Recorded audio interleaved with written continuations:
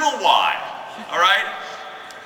We need to, when we think about how do we motivate ourselves or how to motivate others, we should spend a little less time on the how and a little bit more time on the why. Think about that study. Doubling performance with 5 minutes of remembering why you're doing that. Now, what I've heard is that some of you spend some time on the phone.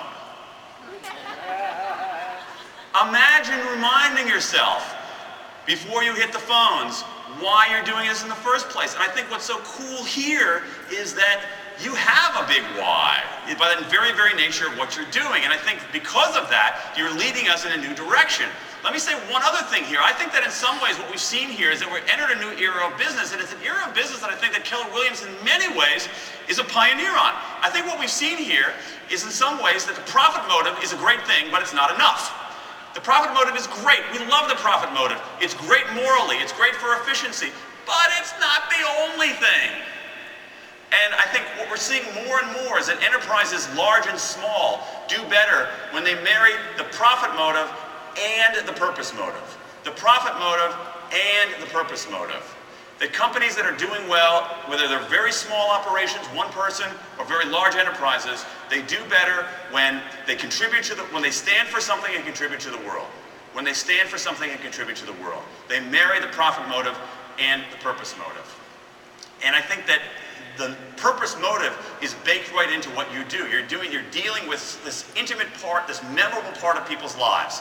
You're putting people in homes. You're giving people memories. You're putting roofs over their heads, all right? This is not selling ball bearings here, okay? If you're a ball bearing salesman, okay, it's a little bit more, you gotta work a little harder to come up with that purpose.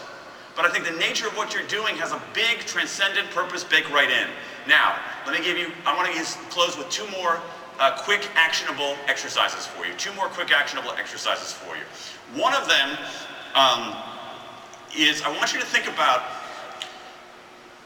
when you're the rest of this conference, how people talk about Keller Williams. And for those of you who are working not on your own but with a group of people, I want you to think about how people are talking about your own operation. This is, again, cheap and actionable. A few years ago, or a long time ago, 20 years ago, I worked for the Labor Secretary, U.S. Labor Secretary, a guy named Robert Reich. And we used to be able to go, it was really cool, we used to be able to go into all kinds of workplaces, visit them, and Reich said, I always asked people questions about their work and what they were doing and how the company was organized, but I also would listen, I would also do what he called the pronoun test. The pronoun test. What's that? He said, I listen to what people say, but I also listen to what pronoun they used.